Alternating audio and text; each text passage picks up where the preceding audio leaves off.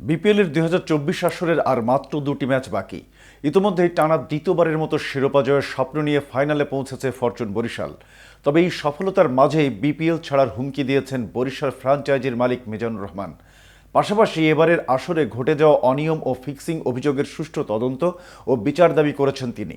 বিস্তারিত থাকছে প্রতিবেদনের বাকি অংশে।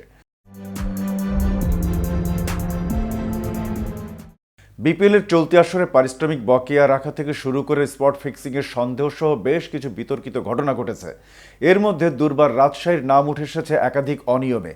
এছাড়া টুর্নামেন্ট জুড়ে ১০ জন ক্রিকেটারের বিরুদ্ধে ম্যাচ ফিক্সিংয়ের অভিযোগ উঠেছে।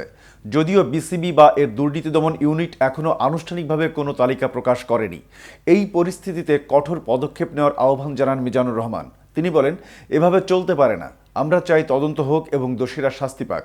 যদি ব্যবস্থা না নেওয়া হয় তাহলে দেশের ক্রিকেট ধ্বংস হয়ে যাবে। আপনি যেই হন না কেন, যত বড় তারকাই হন, শাস্তি পেতেই হবে। যদি এই বিচার না হয় তাহলে আমাদের মতো ফ্র্যাঞ্চাইজি থাকবে না। কারণ আমরা দল চালাই নিজেদের বিনিয়োগ দিয়ে, আর অন্যরা চালায় ফিক্সিং করে। এবারের বিপিএলে অনিয়মের মাত্রা এতটাই বেড়েছে যে বিদেশি খেলোয়াড়রাও আগেভাগে পারিশ্রমিক দাবি করছেন, যা আগে দেখা যায়নি। মিজানুর রহমান আরও বলেন, দল গঠনের সময় যাচাই করা উচিত ছিল কার আর্থিক সামর্থ্য আছে আর কার নেই। এসব নিয়ে কথা বলতেও লজ্জা লাগছে। এরই মধ্যে এর প্রভাব পড়তে শুরু করেছে। আগে বরিশালের সঙ্গে যারা খেলতেন তারা আগাম টাকা চাইতেন না, এবার চেয়েছেন। বুঝতেই পারছেন বাংলাদেশের ভাবমূর্তি কতটা ক্ষতিগ্রস্ত হয়েছে। বিপিএল থেকে সরে যাওয়ার কথা বললেও বরিশাল মালিকের ভবিষ্যৎ পরিকল্পনায় টুর্নামেন্টে থাকার ইচ্ছাও রয়েছে।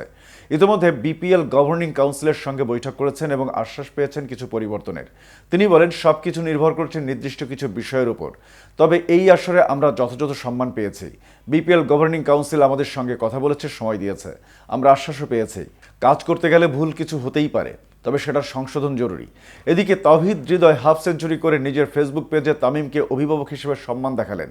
ফরচুন বরিশালের চেয়ারম্যান মিজানুর রহমান ভালোবেসে তামিমকে দলের সত্ত্বাধিকারী বলে মিডিয়ার সামনে তুলে ধরেছেন। বলতে গেলে দলের প্রত্যেক ক্রিকেটারের কাছে প্রেরণা হয়ে আছেন অধিনায়ক। এই ভালোবাসা তামিমকে দারুণভাবে স্পর্শ করে। তিনি বরিশাল দলটিকে একটি পরিবারের মতো করে আগলে রেখেছেন প্রথম থেকেই। বিসিবির এক নিরাপত্তা কর্মকর্তা বলেন, হোটেলে তামিম ভাইয়ের রুমের দরজা ২৪ ঘন্টা খোলা থাকে। ফরচুন বরিশাল স্কোয়াডের সবার কাছে পরিবারের মতো। এই দল মাহমুদুল্লাহ রিয়াদ, মুশফিকুর রহিমদের মতো সিনিয়র ক্রিকেটারদেরকে যেমন ধারণ করেছে, তেমনি উদীয়মান ইকবাল হাসান ইমনকেও। অধিনায়কের ছায়ার তলে সবাই সম্মানিত। এতক্ষণ সাথে ছিলাম আমি শাহনেওয়াজ। কে টিভি ক্রিকেটের সাথে থাকার জন্য ধন্যবাদ।